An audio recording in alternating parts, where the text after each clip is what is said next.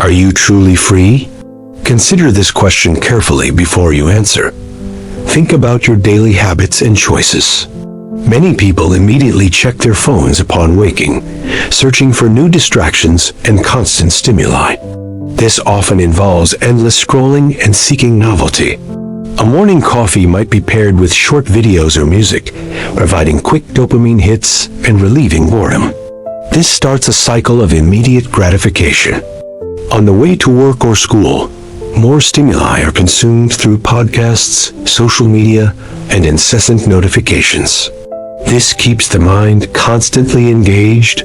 What happens when a moment of silence finally arrives? A feeling of discomfort often emerges. An emptiness prompts the search for another distraction. This isn't about pleasure being inherently bad. Pleasure is a natural tool, an evolutionary mechanism that helps us survive. It guides us toward beneficial things. However, problems arise when pleasure itself becomes a prison, when the constant need for good feelings traps us. This creates an endless cycle of instant gratification. Aldous Huxley foresaw this nearly a century ago. While Orwell warned of repression, Huxley envisioned a more unsettling future. He pictured a world where people would obey willingly. They would be too entertained and overwhelmed by pleasure to even consider rebelling. In this vision, slavery wouldn't require chains. People would genuinely love their servitude because they were so content. Now, observe the world around you. Do you see a society obsessed with entertainment and consuming pleasure without limits? Seeking instant relief for any discomfort is common. What is the true cost of this pursuit? Is this constant chase for happiness truly liberating, or is it trapping you? This discussion explores how modern society conditions us to seek pleasure. It's often a form of control, transforming us into voluntary slaves. If you believe you control your own mind, continue watching. You might discover that you never truly had that control. Perfect slavery doesn't need physical chains, torture, threats, or constant surveillance to be effective. Its methods are far more subtle. It only requires something simple but devastatingly effective: pleasure. When pleasure becomes life's focus, servitude masquerades as freedom. This concept was central to Huxley's Brave New World. He explored a society controlled through manufactured happiness and pervasive distraction. Imagine a world where constant entertainment prevents questioning. The search for meaning is replaced by consuming cheap distractions. In this dystopia, pleasure isn't a choice, it's imposed. Individuals are conditioned from birth to avoid any discomfort. When negative feelings or existential doubts arise, the solution is readily available: a dose of soma. This drug keeps everyone anesthetized. Is this fictional world truly so different from our own? Consider your daily life and initial reactions to boredom or sadness. Do you pause to understand your feelings, or do you immediately seek distraction? This immediate search is a common pattern. The list of distractions is endless. Social media, series, food, alcohol, shopping, even pornography and games. We live in an age of instant gratification. Any discomfort can be instantly smothered with a tap on a screen. You never have to confront emptiness. You just fill it. The most dangerous aspect is that it all seems like a choice. No one is forcing 24/7 entertainment consumption. No one forces you to spend hours on Instagram or TikTok. There's no gun to your head demanding you buy or scroll. But if it's a choice, why is it so hard to stop? The answer lies in conditioning, which shapes our responses. When you habitually seek immediate pleasure for discomfort, your brain learns this is the default solution. This forms a powerful habit. Over time, you lose the ability to cope with boredom, silence, or introspection. Your mind becomes reliant on external stimuli. Without realizing it, you become Huxley's prediction: a happy servant, imprisoned not by force, but by pleasure. But why does this happen? How does conditioning erode critical thinking and trap us in this addictive cycle? This next section will delve into that question. If this content resonates, consider subscribing to the channel for more. Have you ever wondered why it's so difficult to stop? Why your hand automatically reaches for your phone despite knowing you should focus? Your brain craves notifications and new stimuli. This isn't random. You've been trained for it since birth. The educational system often teaches repetition, not critical thinking. The job market programs us to produce, not reflect. Entertainment culture provides constant distractions, ensuring we rarely question the world around us. This creates a passive populace. This accumulation creates a society where the real threat isn't censorship. It's a system that makes us lose interest in freedom itself. Huxley understood this profoundly. In Brave New World, citizens didn't require brutal repression to conform. They were taught to love their own slavery. From childhood, hypnopedia shaped their beliefs unknowingly. Phrases like "everyone belongs to everyone" and "a gram of soma solves everything" were etched into their minds. This prevented any questioning. They grew up believing happiness lay in conformity, avoiding deep thought and fleeing any suffering. This was their perceived reality. Consider how this mirrors our reality today. Conditioning now occurs through social media algorithms and corporate marketing. A flood of stimuli subtly shapes our behavior. We are often unaware of these pervasive influences. Every notification releases dopamine in your brain, creating a reward loop. This reinforces phone checking. Short videos deliver effortless information, habituating us to not thinking for ourselves. This diminishes cognitive effort. Social validation, likes, and immediate pleasures reinforce conformity as the right path. This validates our choices. The result is a generation unable to be alone with thoughts or cope with discomfort. They've lost the habit of critical thinking. A dictatorship becomes unnecessary when masses reject ideas requiring mental effort. They self-control through distraction. This rejection of critical thinking comes at a significant cost. It weakens us as individuals and as a society. Constant pleasure makes us fragile, manipulable, and vulnerable. Manufactured happiness can turn us into passive beings. How does the promise of a pain-free world lead to complete submission? This is a crucial question to explore.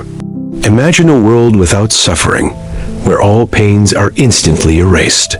No sadness, frustration, or anxiety exists. This sounds like paradise, but look closer. What happens to someone who never faces difficulties or challenges? What happens to a society programmed to avoid all discomfort? The simple answer is, it becomes weak. Huxley understood this trap chillingly well. In Brave New World, happiness was guaranteed by constant soma consumption. Soma had no side effects, just immediate pleasure. But what did this happiness truly signify for the people? It meant no one knew how to cope with pain, frustration, or even their own consciousness. They were emotionally stunted. Uncomfortable thoughts were dissolved in a chemical dose of comfort. Life became an endless sequence of superficial pleasures. Sex, entertainment, and consumption dominated. Anything deviating from this pattern was viewed as a threat to their stability. The modern world may lack soma, but it has its equivalents. Social media offers instant validation doses. Dating apps eliminate rejection fears. Algorithms deliver desired content before we even realize we want it. Everything is designed to eliminate discomfort, gaps, or the need for effort. This creates a seamless, easy existence. This constant escape from pain comes at a cost. Our psychological strength. We become less resilient. The brutal truth is that pain serves a purpose. Suffering builds resilience, and frustration teaches growth.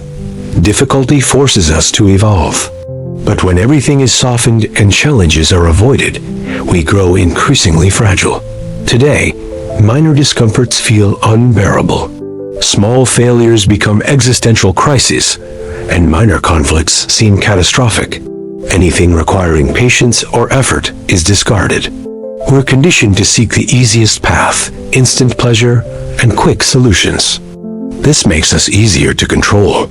A strong, resilient society that accepts discomfort will not be docile.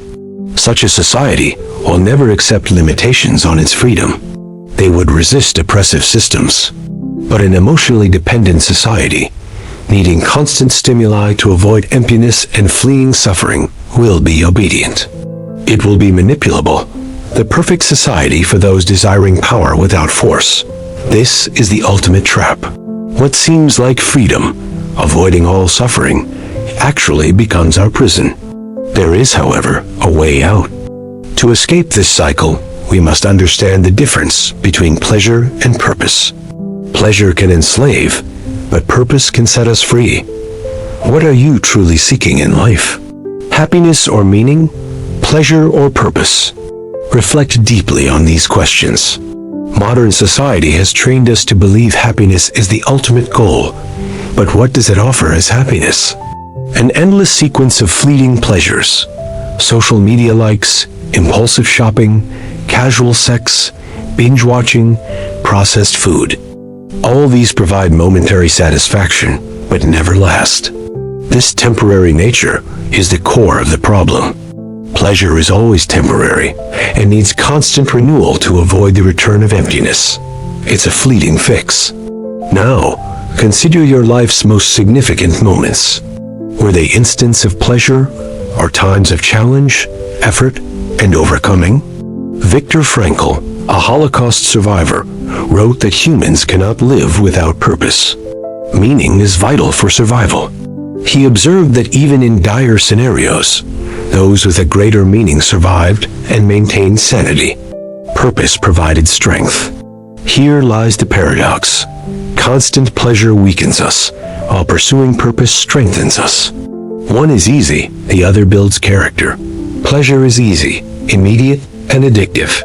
Purpose, conversely, requires effort, discipline, and resilience.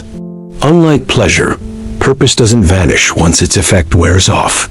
It builds something lasting within us. Purpose gives us a reason to keep going. However, modern society doesn't want you to seek purpose. Purposes take time to build, requiring introspection, effort, and resistance to suffering. This conflicts with instant gratification. An individual with purpose doesn't need constant distractions or to fill every second with superficial entertainment. They are not easily manipulated by false promises of instant happiness. A person with purpose is dangerous to a system relying on emotional dependence. If something feels missing, perhaps the answer is less pleasure, not more. Eliminate excess distractions. Ask yourself, what truly moves you? What makes you get out of bed? Are you living for disposable pleasures or building something meaningful? How do you escape this trap and regain control of your mind? This next part will uncover strategies for autonomy. Realize that this is not an easy fight.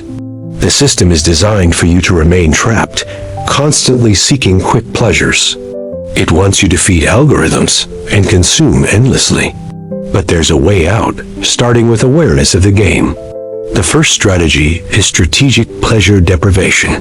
This isn't about asceticism, but consciously regulating addictive stimuli. The issue isn't pleasure itself, but its use as a control mechanism.